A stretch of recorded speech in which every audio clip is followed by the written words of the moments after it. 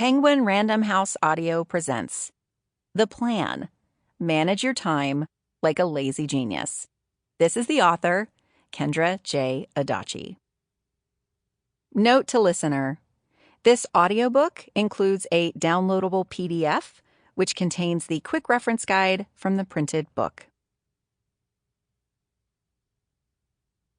For the neighbors. Your enthusiasm for this book made me want to keep going. Thank you for cheering me on. Author's note.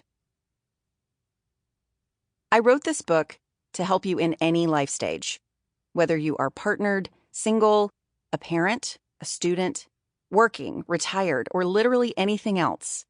You can use this refreshingly helpful, mildly subversive framework to manage your time. That said, your life is full of specific challenges that cannot fit within the chapters of this one book. If you'd like help with a particular area of life that the plan doesn't cover, check out the Lazy Genius podcast.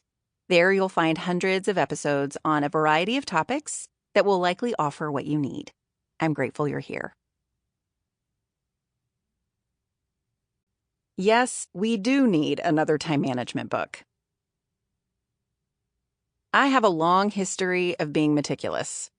As a kid, I enjoyed folding laundry into beautiful piles, vacuuming to get those breathtaking carpet lines, and shelving my Nancy Drew books by publication date. I knew how to make my bed with hospital corners as a third grader because I asked my mom to show me how. As a teenager, I got even cooler. I had an impeccable work ethic, a perpetually clean room, and a stack of notebooks that held my future goals, my favorite movies, and inexplicably, my classmates' names in alphabetical order, by first and last name. I still don't understand why. You might think that as a grown woman, I would have relaxed a little, but you would be wrong.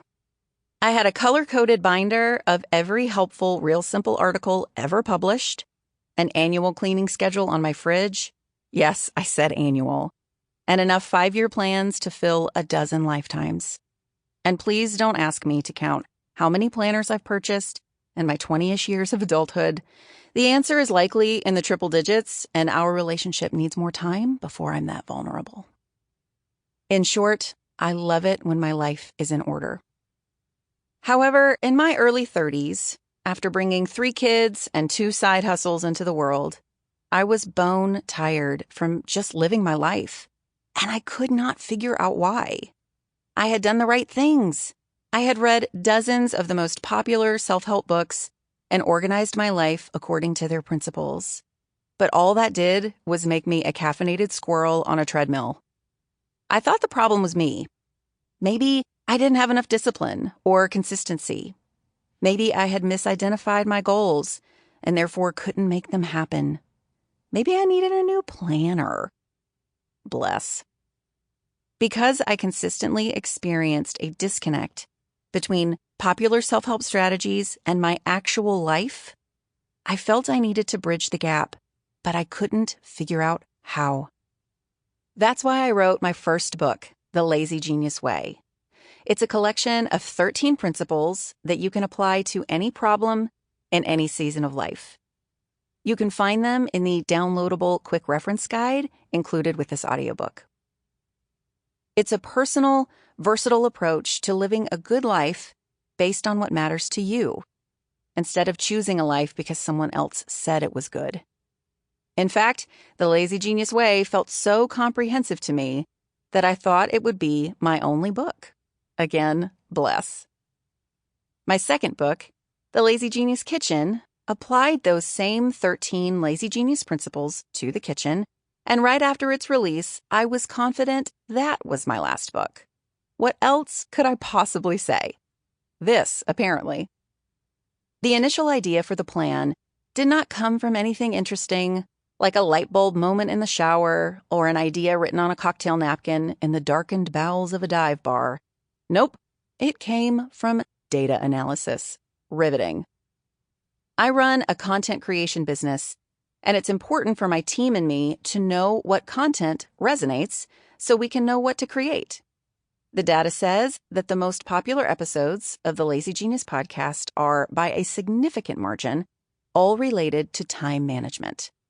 Annual survey responses say the same. Kendra, you can stop talking about the other stuff. Just talk to us about how to not drown in our to-do lists.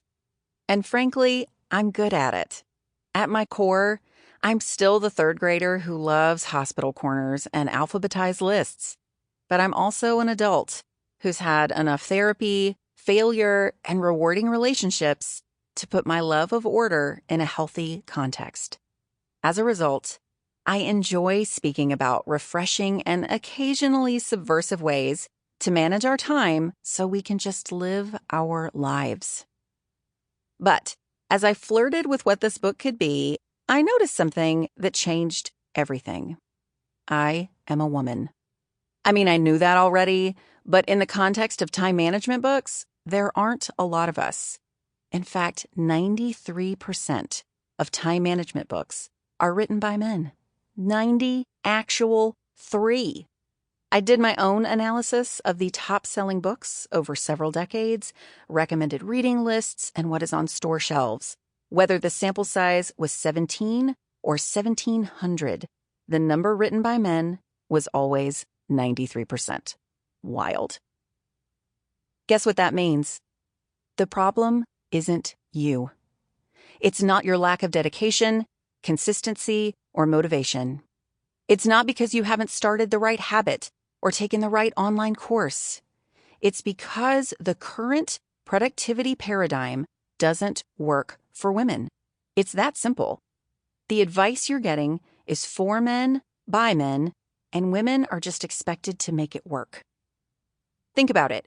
Most time management authors and experts are men who do not have a boss, a home to run, or a menstrual cycle. I don't know if you're aware, but all 3 are notoriously unwieldy. And if you're not wielding them on a regular basis, it's much easier to create your ideal life. If you don't have a boss, you can craft a work schedule where you check your email twice a day and go home at 3 p.m. If you're not managing meals, moods, and the entire family calendar, you can prioritize your health, friendships, and leisure. If you're unaffected by weekly hormonal fluctuations, you can create an ideal day and replicate it. In general, a man's life is oriented around him, and a woman's life is oriented around everything but her, all while her body's rhythms are annoyingly inconvenient.